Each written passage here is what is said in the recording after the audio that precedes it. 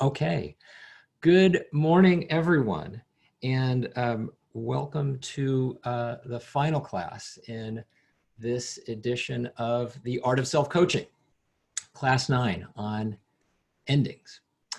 As always, I'm just going to take a moment here and remind you of some best practices when taking this course online. First, there'll be a few stages during the class today when I'll be speaking, and please use the Q&A feature to submit some questions, because after my remarks, I'll take 2 breaks and respond to those questions. Because I use relatively little text on my slides, you may want to use the side-to-side mode for optimal layout to make the slides a little bit smaller, make the video a little bit bigger if that is easier for you. Throughout the course and in the future, please, if there's any feedback that goes beyond what I asked you to submit in the survey for today, please reach out to me via this email address. I will read everything and I will do my best to respond, although I may not be able to. And also a reminder about working with your partners in the course. You're going to have a partner available to get the most out of these sessions, so that you can interact with them real time during class, because I'll take some pauses in my remarks and tee up a conversation that you'll have with your partner. This may be somebody living with you that you can talk to in person. It may be somebody that you can reach out to on the phone, or somebody that you reach out to via a separate video channel. Use the timer to stay on track. There will be a timer that will help you know when I'm going to be returning to the webinar. And here's our agenda, so you can manage your energy today. I'm going to have a brief introduction and get you into an initial conversation with your partner. Then I'm going to debrief that conversation, respond to your questions, and have a few remarks on endings, which will tee up your final conversation with your partner. Obviously not your final conversation in life, but your final conversation in the context of this course. So the first conversation will be a coaching conversation. The second conversation will be a different conversation, a different kind of conversation that I'd asked you to prepare for. We'll debrief. I'll take a few more minutes to respond to some questions, and then I'll have some final remarks to close the class. And then we'll go through an exercise together to close the class based on what you shared with me in the closing the class survey.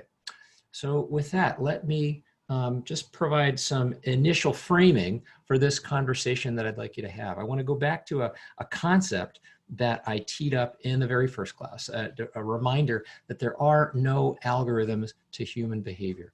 There are no universally applicable laws through which input A plus input B equals output C. We're simply too complex and dynamic. We can't guarantee that a given result will occur no matter what what inputs we put into that process. It's also important to remember, as much as I hope to draw upon research from social psychology, neuroscience, and other disciplines to guide us, in the process of coaching ourselves, it's really important to remember that you're not the average person in the sample. Ultimately, conclusions drawn from research are telling us something about the average person in the sample. It's kind of a mythical creature. We are going to be different from that average person in the sample in many ways. So it's really important to be somewhat skeptical about the extent to which any of that research applies to us as individuals. That said, there are only heuristics. There are rough guidelines that we can start to use to inform our behavior as we coach ourselves. So the answer is always going to be, it depends. It's going to depend on a certain set of circumstances. It's going to depend on what's going on in our lives at the moment. And we still can draw upon research. We can still make use of what we are learning, what is emerging from neuroscience over the last several decades, what's emerging from social psychology, over the last 100 years. A goal of mine for this course, an aspiration, is to help you figure out how to be a better consumer of social science research of all sorts, to allow you to understand, what ways might I differ from the average person in this particular sample? Because I don't want this research to dictate to me how I'm supposed to behave or what's going to result, but it may be useful.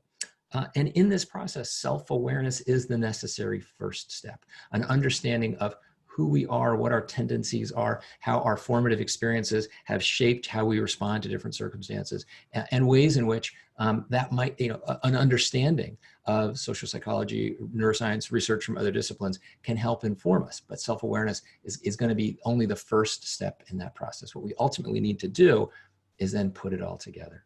And a number of you, in the closing of the class survey or in other settings over the course of the quarter, expressed an interest in saying, look, I'd like to have a more kind of clarified, refined, distilled set of principles and practices.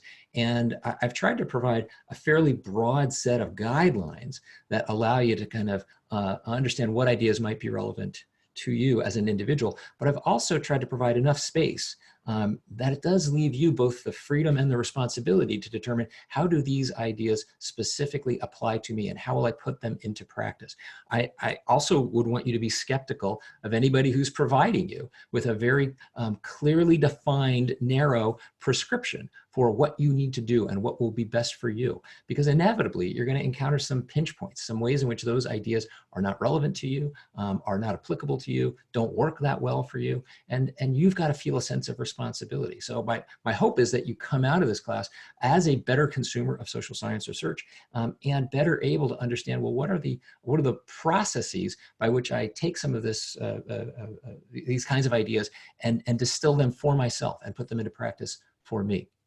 So with that, I want you to prepare to have your final coaching conversation, not your final conversation with your partner, because you're gonna have one more conversation later in class, but your final coaching conversation. So today's class prep part 1 asked you to use this putting it all together worksheet to kind of understand what ideas stand out for you over the course of the class, but then also to reflect on these 2 questions. What does self-coaching mean to me, and what will it look like in practice for me? Because ultimately this class is meaningful and useful if it's not only a cognitive experience, but if it's a behavioral one, if it's an experimental one, where you go out into your life and put these ideas into practice. So with that, I want you to take 16 minutes, have a coaching conversation, coach your partner 8 minutes per person. What does self-coaching mean to me? What will it look like in practice for me? I'll see you back here in 16 minutes.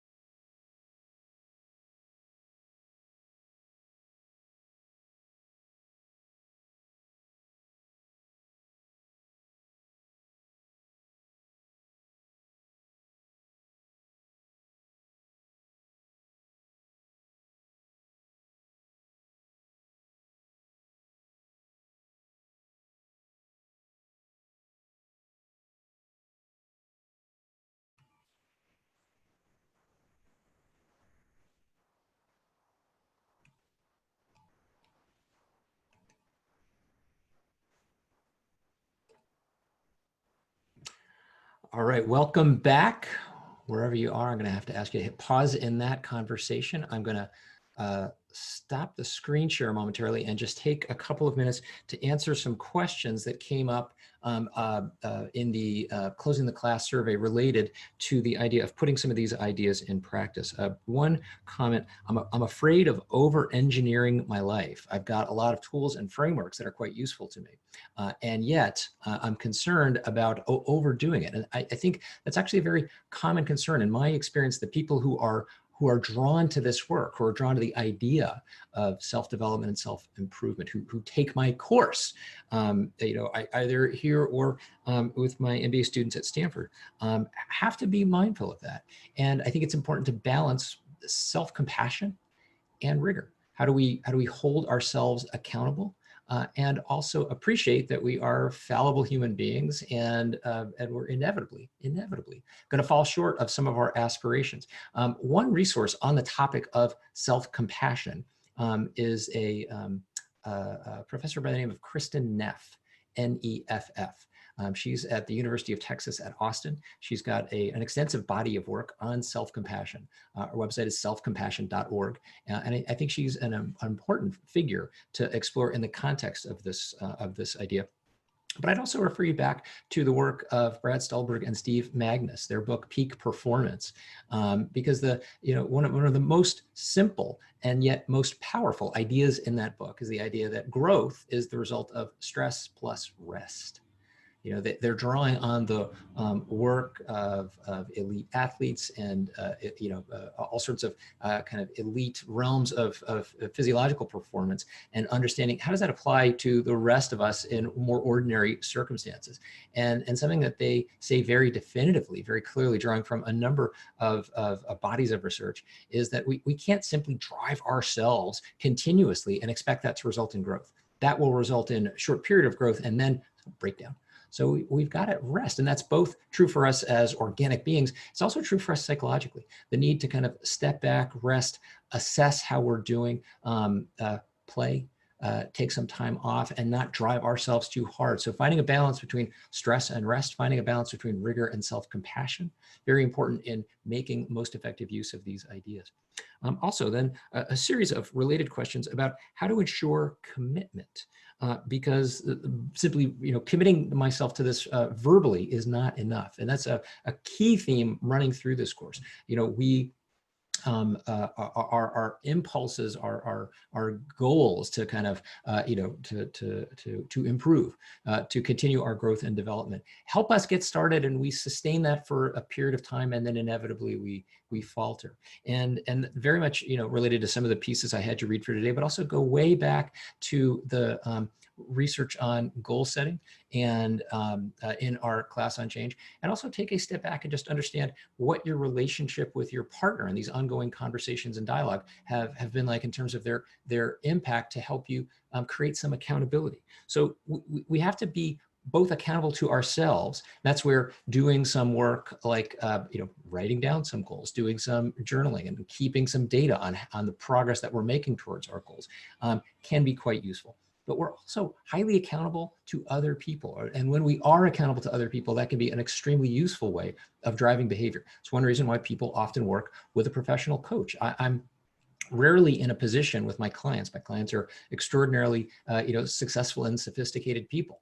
It's very rare that I'm dropping some brand new idea on them, but rather my relationship with them is one in which they feel a little bit more accountable to themselves, because they know that they're going to have to talk to me about whether or not they followed through on certain goals, whether it was related to self-development, or whether it was a tough conversation or some challenge that they were stepping into. So stepping back from this class, my hope is that you come out of these relationships with your partners, this idea of having a regular, consistent cadence in a conversation with somebody who's both invested in your growth and development, and has some familiarity with coaching as a methodology. And one doesn't need to be an experienced professional. Coaching is a very simple tool set that we can apply if we are only mindful of it, and figuring out, hey, what does that look like on an ongoing basis? How do I do that more consistently for myself? And then also creating a set of habits and routines, because willpower is not enough, a theme that I will touch on again at the end of the day. We don't simply, it's not feasible to simply exhort ourselves and have that result in sustainable behavior change. We've got to craft a set of habits and routines that nudge us in the right direction. Backstopping all of this is the idea of a growth mindset, one of the very first ideas that we encountered in the class. Recognizing that if we're pushing ourselves outside our comfort zone, trying to do some new things, trying to do some harder things, we will inevitably fall short and fail. And we have to get curious about that as opposed to feeling demoralized. We can't beat ourselves up. We have to get curious and say, well, what were the conditions that led me to fall short or to fail to follow through on my particular goals? A growth mindset is an incredibly powerful tool. And just being aware of the difference between a growth and a fixed mindset is the first step towards shifting that mindset towards one that is a little bit more likely to allow us to not fail to hold ourselves accountable, not to let ourselves off the hook, but to review our setbacks from a stance of curiosity. Quick question about understanding more about values that might drive or influence our behaviors. Here, I'll simply refer you back to the Values in Action Survey of Character Strengths, the VIA, which we used in one of the instruments that we used in our class on happiness. Okay, with that, I'm going to step quickly into some introductory remarks to frame our final conversation that you'll have with your partner. So let me take a moment here and say a few words about endings. The great philosopher Tom Cruise had a theory about endings, which he shared in his epic opus Cocktail. Everything ends badly, otherwise it wouldn't end. And that's a legitimate stance. I'm not really mocking that. There are some very understandable reasons as to why we might feel this way about endings. Endings tend to evoke sadness and loss. They tend to stir these kinds of feelings up. And that's because ultimately all endings, every ending is a symbolic death in one shape or form. And we can view that from a morbid perspective, or we can view it from a learning perspective, because what that means is that ultimately every ending is a learning opportunity. It's an opportunity for us to learn a little bit more about how we manage the experience of finiteness, of running into some limitations, of recognizing that things end. So another philosophical perspective on endings is offered by Nietzsche. The end of a melody is not its goal, but nonetheless, had the melody not reached its end, it would not have reached its goal either. And I think we can apply this at any number of levels. It's certainly pertinent to this particular course. The goal of the course was not to reach the end. The goal of the course was not to reach this final class. But if we hadn't, we wouldn't have accomplished the goal. We wouldn't have accomplished what we set out to do. You can view this in any number of projects in your life. The goal isn't necessarily to bring them to a conclusion. That is in some cases, but certainly not always. And if you don't reach a conclusion in a given experience, you may be quite unlikely to accomplish what you'd set out to accomplish. I actually view this as, from a much more macro perspective, very relevant to a human life, to my life. It's certainly not my idea of the goal is not to reach the conclusion of my life. But I also personally believe that the finite nature of this existence is something that's very important in giving it some meaning. And so reaching its end will be necessary to ensure that I experience some meaning along the way. And that brings us to this idea of transitions. This is an image I used the other week in talking about success, and I think it's quite relevant here as we consider the work of William Bridges, who frames an ending and the new beginning as bracketed by what he calls a fallow period, drawing on that metaphor from agriculture, the fallow field sitting empty between crops, or the neutral zone. And it can feel quite precarious to end and step out into that neutral zone because we're not sure, what will the slender rope bridge hold us? What will happen as a result? And so he reminds us there's a distinction between situational change and deeper psychological transition. And what is necessary in a transition is to let go of what no longer fits. This is a theme that I see quite a lot in my practice with leaders who are making the leap from one role to the next. It's certainly a theme very consistent in my work with MBA students at Stanford. Not everyone approaches graduate school with a transition in mind, but many do. And in that process, it's necessary, Bridges suggests, and I certainly agree, to understand what do we have to let go of? What space do we have to create in order to step into this neutral zone, to prepare ourselves and to learn what we can uniquely learn in that time prior to the new beginning? And that's quite daunting because in many cases, we want a seamless narrative. We want a seamless connection between the ending and the beginning, or we're upset, we're stirred up, we're uneasy by the nature of the ending or by this idea of some empty space in between. And so we rush through the ending or avoid it altogether. We rush through the neutral zone and plunge ourselves into a new beginning. And we miss an opportunity to learn from what is ending. And the consequence, Bridges reminds us that paradoxically, endings come first. If we don't attend to the ending, if we just plunge heedlessly ahead into the new beginning, we will miss something special. We will miss something unique that can only be learned in that context. And he encourages us to look at this whole process from a very organic perspective. And here's where I think his use of a metaphor from agriculture, the fallow period, is particularly useful. We think of an empty field, lying fallow between crops, as an inactive place. Not much is happening, but that's from a very macro perspective. If we zoom in, if we were to look at it from a molecular perspective, it's a hotbed of activity. The earth is replenishing itself. It's re-nourishing itself to prepare itself for the hard work of growth that is going to come in the next phase. And it's important for us to look at that, I think, to look at ourselves from that perspective. We're learning a lot more about the ways in which sleep serves that function for our biological selves. And I think we could look at that in a more metaphorical perspective. Between chapters of life, it's necessary, useful. You may not find it necessary. I think it's a missed opportunity if we don't view it as necessary to create some space, to allow things to end and create some space for us to learn from that unique time in between before moving on. And so I think as we look at this period of life that we're embarked upon, that we're, the sort of life under COVID-19, life under quarantine, I used this image earlier in the course to illustrate the concept of a crucible experience. A crucible, from chemistry or metallurgy, is a vessel under which substances are transformed through the application of extreme heat or pressure. And I would suggest that we are all living through some version of that today as a result of the impact of COVID-19 on our lives. And I think there's going to be an extended period during which these impacts are felt. And I'm not here to tell you that this is necessarily a transition, but I feel confident in asserting that a number of things in your life have changed as a result. And there may be a transition, and maybe a transition at work. It's not necessarily one of our choosing. There are lots of things that are happening in our lives, changes, situational changes that are being imposed on us that we have to respond to. And yet I think there's also an opportunity to view them as the potential for a transition. And if we start to view this as a transition during which something deeper, more meaningful might be resulting, what do we want to learn? What could we learn from this process? What could we learn from this experience that we find ourselves immersed in? So I'd ask you to, as you look at this period of life, to consider, what is ending for you? What must you let go of? And if we use Bridges' metaphor from agriculture, what is dying in some sense? And what might be born in this next chapter? So with that, I want you to prepare to thank your partner.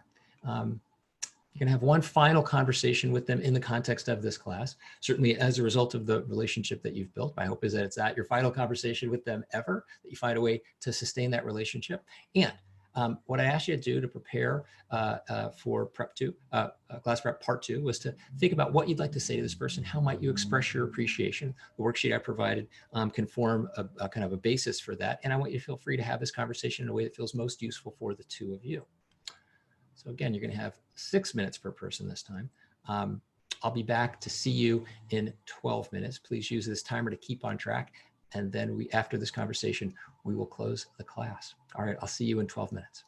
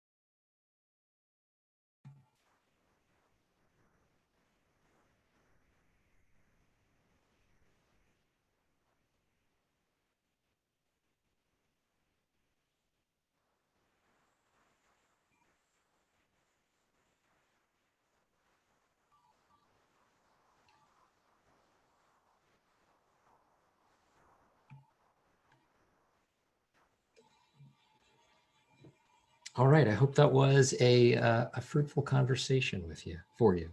And now I'm going to stop sharing the slides momentarily and take a couple of minutes to respond to some questions that were submitted. First, kind of a comment and a question saying, hey, the ideas of Kurt Levine and some of the other social psychologists who I've drawn on are outdated and superseded, particularly with regard to this concept of change and the model of change that we draw upon. And I would say, as science, you bet. I've in my career, I've been heavily influenced by the work of the humanistic psychologists, going back to the 1920s, but certainly through the 30s, 40s, 50s, and 60s. Much of social psychology in the generation since then has been aimed at creating a much more sort of robust mathematical model, doing a lot more data-driven work than the humanist psychologists were doing in that earlier era. And yet, I would say it certainly hasn't been superseded as a metaphor. Throughout this course, and certainly in the later stages, I've been looking to draw not merely on data-driven social psychology, but also, or neuroscience, but also on other disciplines and bodies of research, certainly from religion and spirituality, various sources, various philosophical schools of thought. And it's important for us to, I think, find ways to weave the two together. I think it's important to resist the kind of the allure of positivism, this idea that every valid concept, can ultimately be scientifically or mathematically proven. That's very tempting, especially to those of us in contemporary Western societies. I personally don't believe it's true. And I think that the temptation to follow that path leads us to actually throw out a bunch of ideas from earlier eras, whether it's more recent eras of humanistic psychology or much deeper, longer lasting philosophical or spiritual traditions that I believe continue to play a valid role. And it's up to us to figure out how to weave it all together. So I use the ideas from the era of humanistic psychology in a very metaphorical way. And I think it's important to understand that and put that in context. And it's useful for me to kind of to get a sense that I should be doing that maybe a little bit more explicitly. I think it's also, though, important to add an additional comment here was, well, those ideas may be less valid because the pace of change was slower in that era. I challenge that assertion. Kurt Levine was born in 1890 and died in 1947. I would assert that he saw more dramatic change in his lifetime than I've seen in mine. I don't believe that we are also, I think we also fall prey to a lot of ideas that, contemporary life is, things are happening much more quickly and much more dramatically. Well, I think that may be true. That may be our sensibility. But was it true for them? Kurt Levine, in 1947, looking back on his childhood in Austria and Germany in the 1890s, did he feel that his life was, was slow paced and that he didn't experience much change? I doubt that. And so it's important, I think, for us to step back and be a little bit skeptical about this contemporary narrative that change is only accelerating and that ideas from an earlier era are no longer relevant as a result of that. And then also a question about how many commitments to make, and here I go back to this idea that the people who are drawn to this work, who are interested in personal growth and development, show some tendencies. One is a kind of overemphasis on rigor and sometimes a lack of self-compassion. Sometimes it's an overemphasis on well, if a little change is good, then more is probably better. And that can often lead to a self-defeating cycle. I'm going to try and tackle more change and have even higher aspirations for myself. And we can overwhelm ourselves. We can find it quite difficult to actually sustain that. So my encouragement in working with clients is always to let's start small. There's a concept in product development of the minimum viable product, the MVP.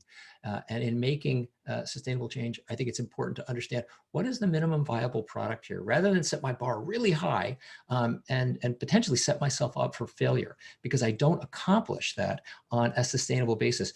Let me lower the bar, which doesn't mean I'm not going to hold myself accountable. It does mean, can I, and going back to this, one of the ideas that I talked about in the class on change, can I generate some momentum by starting small scale generating some behavioral experiments that I can replicate, celebrating the small wins along the way, and understanding what contributed to that, what enabled me to make some progress in that particular domain. So with that, I'm going to push on and frame a few more, make a few more comments that will tee up the close of the class. So let me go back to sharing the screen here.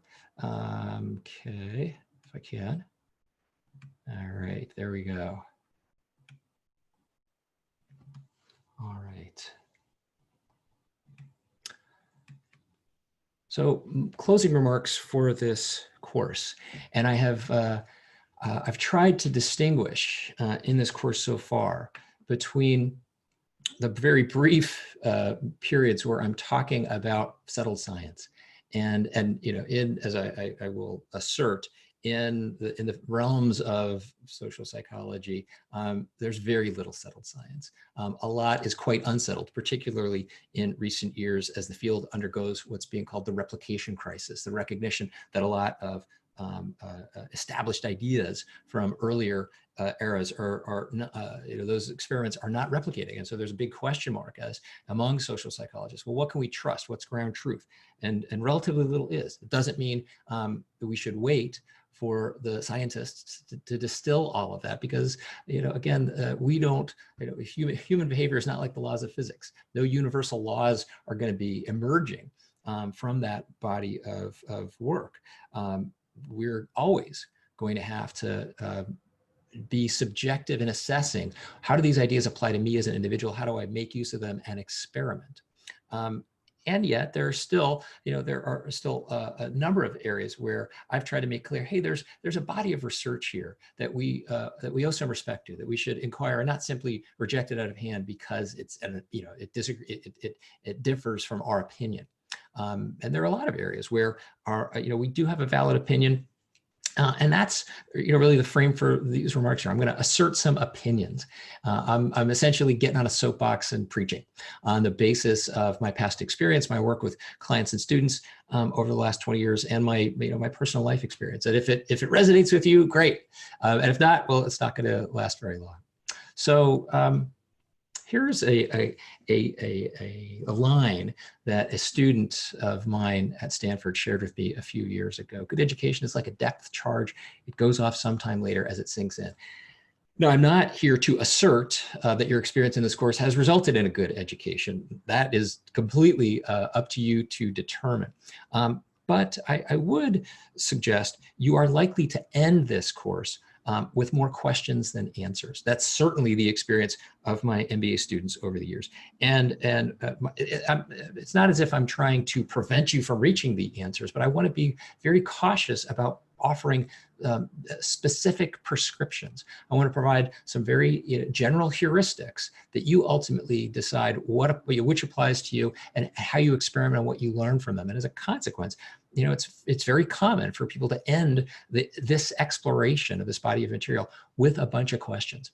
And I'd say my hope is that you've extracted some lessons, some principles that allow you to then take these ideas and experiment with putting them into practice so you can reach the answers on your own.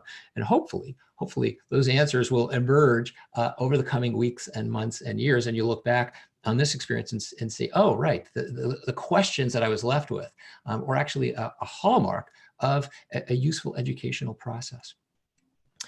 And specifically among the principles that I hope you will be emerging from this experience with are a clear idea of how you learn. Learning how to learn is I think one of the most important aspects of any educational experience. You know, the ability to kind of step out of what we're learning and assess how we're learning, I think, is so important. And some you know, kind of big ideas that I highlight in the post I asked you to read on this topic are, first, this recognition that we are works in progress. If we start to view ourselves as a finished product at some point, I think we shut off our learning. And I think that's actually it's a risk as we grow older or more accomplished professionally. It's very easy to kind of start to feel like, oh, well, I got this. I understand this. I understand my professional life. I understand who I am. And I'm not suggesting that we should, exist indefinitely in some sort of ungrounded state, but simply recognizing there's always more to learn. And in some sense, I think the more expert, the more experience we get, we realize how much more there is to learn. That's certainly been my humbling experience as a coach. Also, I think very important to recognize that learning doesn't happen in a vacuum. There needs to be an ongoing conversation, an ongoing dialogue. I've in this course not mandated any kind of written work. That doesn't seem realistic given the structure of this medium. And I hope you will find ways to use writing and journaling and as a way of extracting some of the very kind of abstract reflections about these ideas and distill them into something concrete that allows us to have a conversation, a dialogue with ourselves. What we have done very explicitly in this class is used a literal conversation with a partner. And I really hope that you find ways to continue that dialogue, whether it's with this particular partner because you've had the shared experience of working through this body of material, or with other people. And again, the benefit is that we feel a greater degree of accountability. We also then, especially if somebody's got some familiarity and comfort with coaching as a methodology, they're able to not just provide advice, although sometimes that's quite useful, but also simply reflect back to us what they hear. That allows us to see ourselves from a bunch of new perspectives, eliminating some blind spots. It also allows us to see our mental models, to see the assumptions that are often submerged and invisible to us because another person is reflecting them back to us in new language. And it might be a little jarring and help us see the way we see the world. And finally, in that context, I also hope that you start to appreciate the power of reframing.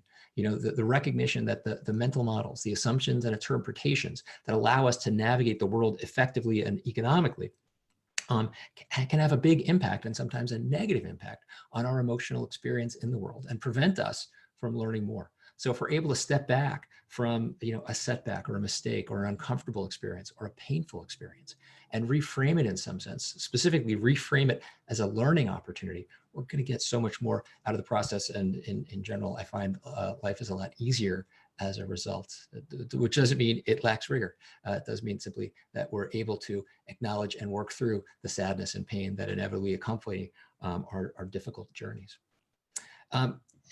And in that process, I think it's important to have a structured program of growth. And here I find Ben Franklin an interesting example, worth acknowledging. He's a complex figure. He was certainly one of the most interesting founders of the United States, and a morally complex person.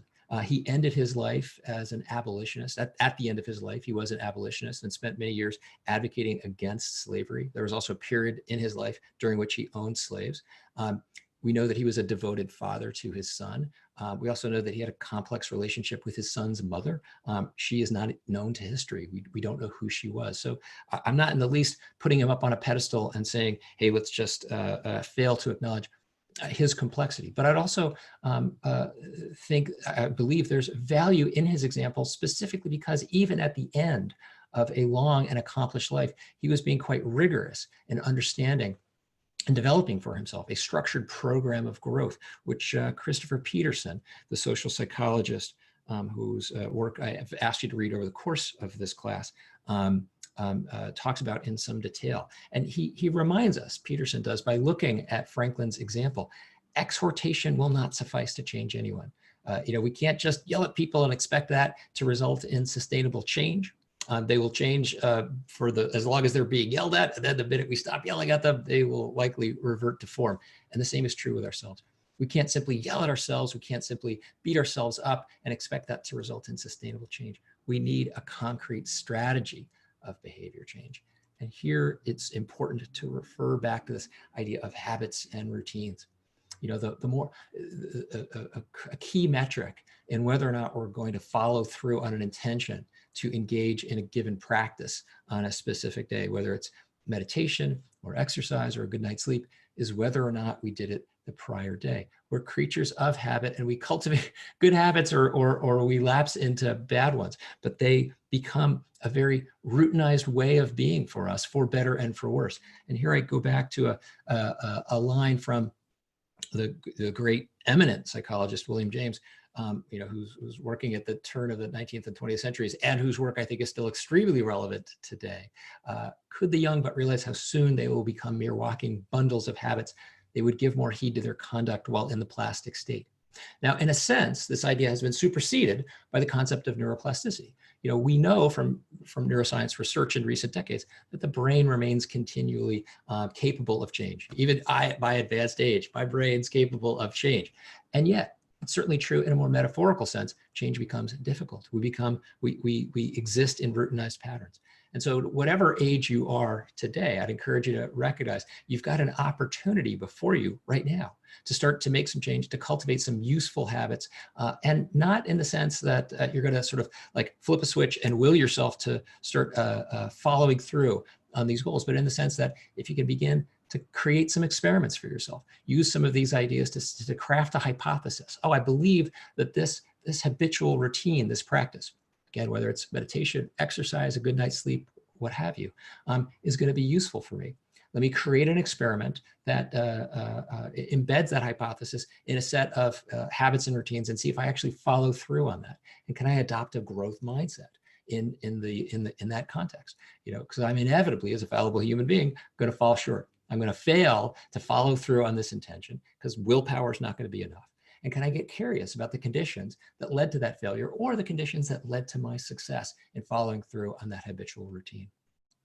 And here, it's so important to practice. And I've encouraged you, I've used this slide before in this course to illustrate these moments where we sense there is an easier way to do something and a harder way to do something. I can go the route that feels a little bit more comfortable, or I can challenge myself. And often that challenge has something to do with an interpersonal experience. It's going to feel a little bit more vulnerable to put myself out there. It's going to be a little bit more vulnerable, to be a little bit more candid and direct, to share something that I feel, possibly embarrassed about or even ashamed of, or to give some challenging or critical feedback. Or to even, have a conversation about some aspect of my life that I haven't talked about with other people before. It's going to feel awkward and hard. And my goal in highlighting these choice points is not to encourage, not for you to feel obligated to always do it the hard way, but first just to recognize there is a choice point, and often we have certain tendencies. Often we tend to want to do things the easy way. It feels a little bit more comfortable. It feels a little safer. We're anxious about what might happen if we pushed ourselves and did it the hard way. But here's the dilemma. The challenge is that when we fail to opt for the hard way, when we miss those choice points and we do it the easy way, we miss out on the opportunity to learn. Because I would assert every uncomfortable experience that we avoid because we can't avoid it, it's a missed opportunity to prepare for the ones that are coming our way when we have no choice. And that is an inevitability, in life in general. It's also something that shows up very consistently in my practice. My clients are senior leaders who are often faced with very, very difficult situations in which there's no good choice. There's only gradations of bad, especially these days with COVID-19, the pandemic, and the huge impact, massive impact on the economy, causing lots of organizational leaders to face bad choices. If they can reach back and think back to their history, to all of the difficult conversations and difficult experiences in which they chose to do it the hard way, they can rest on that foundation of experience that allows them to handle these conversations that are facing them right now, to handle these interactions and these experiences and feel much more grounded, because those moments are coming. And for many of us, those moments are here. We are living in the midst of the unique and unprecedented circumstances that are presenting many of us with profoundly difficult choices. And, I'm not in the least not in the least suggesting that this course is going to help you manage all of those more effectively. But my hope is that some of the ideas enable you to step into some of these more challenging experiences and decisions and interactions and situations that you're about to face, feeling a little bit more grounded and prepared, but also just from a learning how to learn perspective, that you are able to step back and realize, oh, every day I face a series of choice points, and every day I have the opportunity to step into some challenges and do it a little, step into this given experience and do it in a way that feels a little bit harder, that feels a little bit more challenging. And as a consequence, prepare myself for moments like this that I can't opt out of.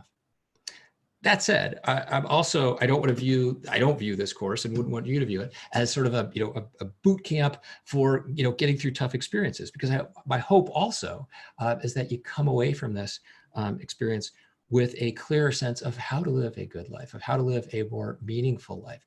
This is where I refer back to the work of Christopher Peterson. And I've used this particular line in my course for many years. Everyday life poses demands. And I'm not saying that we should ignore those we do not like. I am saying don't sweat the small stuff. And most of it is small stuff. And I contemplated taking that line out while I'm teaching this class in the era of COVID-19. And I deliberately left it in because I think it's still true. And I'm not in the least minimizing the profound suffering, both in terms of our health, our economy, our psychology, our spirituality. It's crucially and painfully aware to me how much we are suffering as a collective.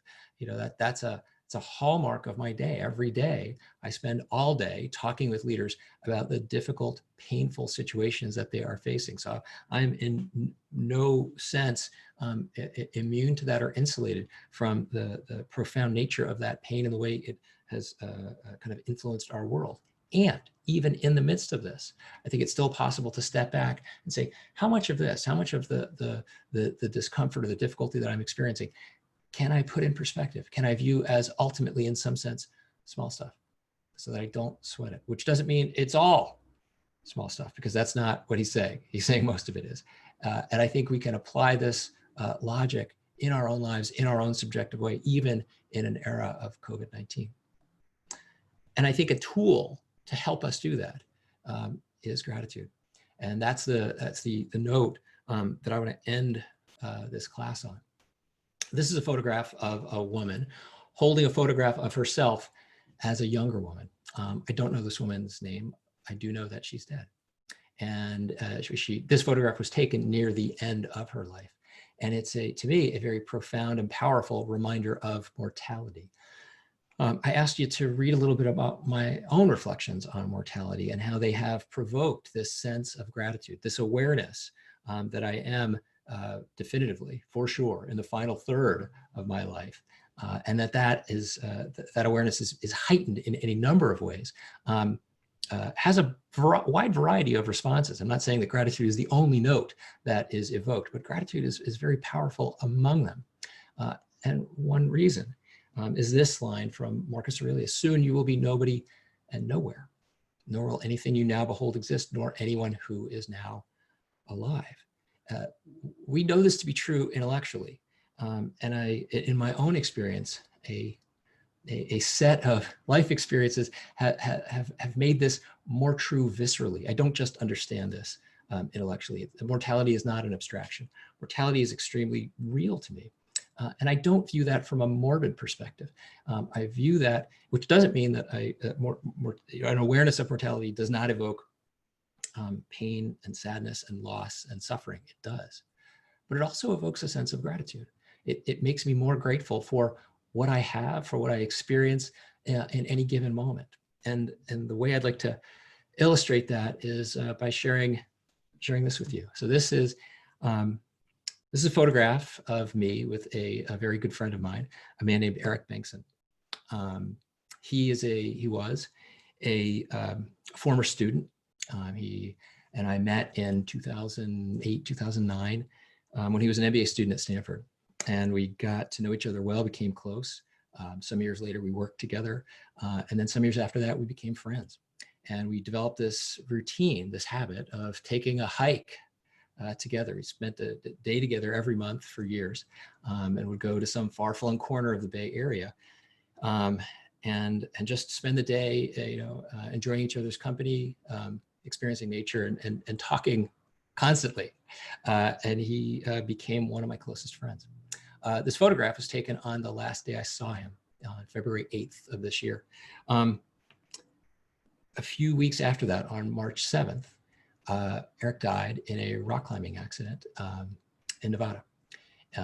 And then 4 weeks after that, we began this class together.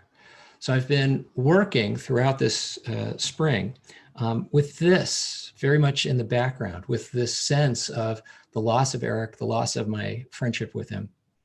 And I'm keenly aware that so many other people have suffered even greater losses, because Eric was a much beloved figure. He was a beloved family member, son, brother, leader, lover. Many, many people have suffered even greater losses, but I certainly feel his loss quite acutely. And while I have been grieving and I miss him immensely, I'm also keenly aware of how lucky I was to know him. I'm keenly aware of the hundreds of hours that we spent together. And do I wish I had more? Yes, absolutely. But in a sense, one of the takeaways for me of his loss has been a heightened appreciation and awareness of what I have in this moment, not just what I had with Eric in the past, but what I have today with Amy, my wife, with everyone I know and work with. And to be clear, I don't walk around in this sort of heightened state 24/7. I don't think this way every minute of the day. I am very much prey to the petty frustrations and anguishes and worries of life under COVID-19 as anyone.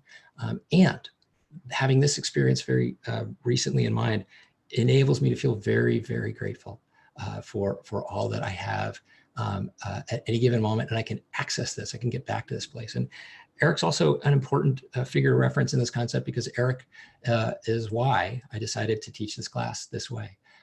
After Eric's death, I didn't know what to do, and I didn't know how to respond, and I didn't know what I could do in response. And an idea that came to mind was to take this class, which he and I talked about many, many times in many different ways, and make it more broadly available. So in some sense, this is a way to honor his memory, and my work with you has been dedicated to him. So with that, I want to push on and close the class and conduct one final exercise, which is going to be based on what you shared with me. So I asked you to share some ideas, some closing sentiments, some thoughts that would allow you to close this class. And I'm now going to stop sharing my slides and read what you shared with me. And I will not be able to read every single one, and I'll have to cut some of them short, but hopefully you'll get a sense of what you've shared collectively. So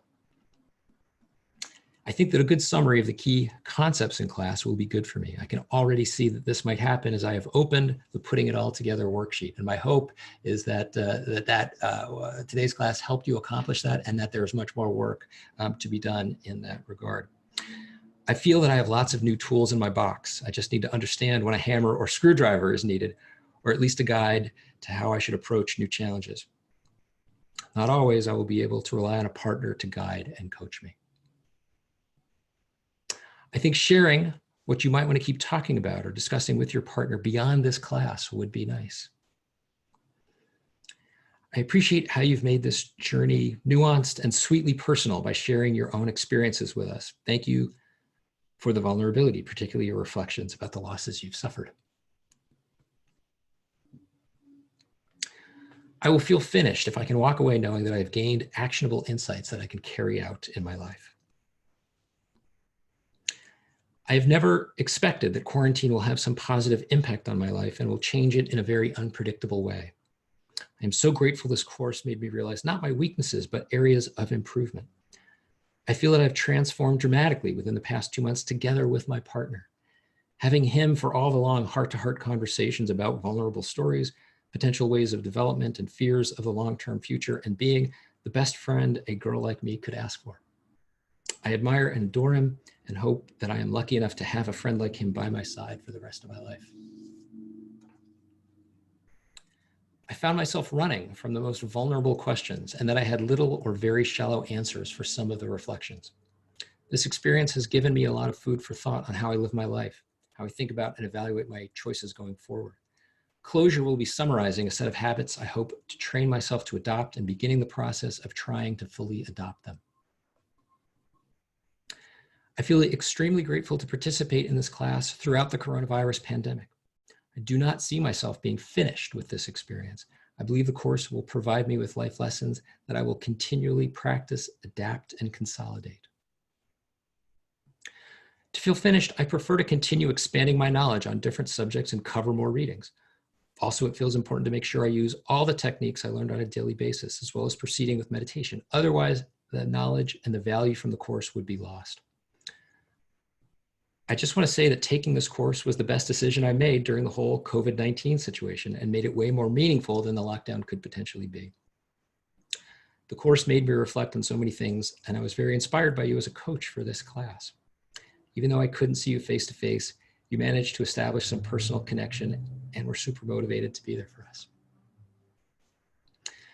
This has been a really useful class full of practical information and advice. I don't know if this will ever feel finished, and there are literally 8, soon to be 9, loose ends that need following up. I have yet to try the experiments I made for myself or mindfulness and meditation, so I guess that's the first step to approaching finalization. This is one of the, if not the best activity that is helping me through this tough time. Thank you for that. I have appreciated this class as a through line of normalcy and routine. I've been out of work and sort of free floating since early March. Having this class each Saturday gave some structure to my week and made for a slight differentiation between the days. I am not good at endings. I want to think about what I can carry forward, how to keep this relationship with myself and my partner going. This class has pushed me to think about others, myself, and God. I have an ocean of concepts to think about, apply, and act on. I would like to find a way to keep this going, to continue having an excuse to think about myself and my way of thinking. My most ambitious goal moving on from this course is to have my partner commit to talk regularly. Closure for me will involve my partner and I not making a clean break, but rather determining how we can move forward together with regular contact related to this course. I reread my initial motivations I listed for taking this class. In the beginning, I wanted to set better goals for myself and identify barriers to achieving my goals. Now I understand the limitations of goal setting and how I should take the time to reflect and clarify my own values, understand my strengths, and practice getting messy. The 2 readings on transition and the final third were extremely helpful to me, especially at this time in my life. It gave me the hope and belief that this angst and uneasiness I feel to hurry on to the next thing is okay, but doesn't need to be that way. There's a beauty and calm in that unknown that I will embrace. I think what will make me feel finished will be making my own summary of the things I feel like I've learned and found valuable in the course, my plans going forward, and a check-in point in the future to see if I am doing them. After getting fired publicly, in part for being a whistleblower, after a big Me Too moment in my organization, this class has allowed me to plant the right seeds in this fertile ground of learning and growing. Thank you so much for this course. I really enjoyed it and will miss it. How will I put all this together? It's too much information in too little time. It's not about the goal. It's about the journey. Meaning trumps over happiness. Growth never stops unless we believe it. Self-assessment tools do not reflect who we are, but can uncover blind spots.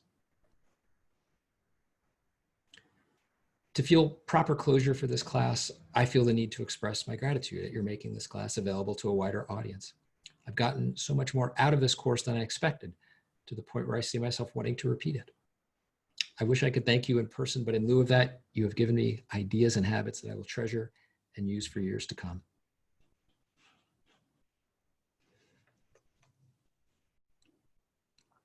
I'm quite nostalgic for the opportunity to learn in a structured way like this. I am grateful to have the opportunity to take this course and the privilege to be able to and have the spare attention to do so. I wanted to find a structured way for me to continue learning these topics that are important in life moving forward. Gratitude. The course and experience has created in me a calling for more readings, more practicing, more knowledge, and hopefully more consciousness to better manage myself and to better serve others. I am finishing having cultivated in an extremely nice and rich way what is gratitude. And that is very much how I feel. Extremely grateful to you for taking this time to be with me, to be with your fellow learners, to be with your partner, especially during this challenging period in all our lives. As I hope I have made clear today, I have gotten so much out of the opportunity to have this time with you to look forward to each week. And I am incredibly grateful. And so for the final time, it's 11:28. I've kept my promise to end on time, and I wish you the best. I hope you will continue to reach out, use that email address that I provided. I'm going to leave all of these materials available on my website indefinitely. I have no plans to take them down. So I hope you'll feel free to return and avail yourself of them in any ways that feel useful to you. And as long as this pandemic lasts, I hope you will take the utmost care to stay safe and be well. Goodbye.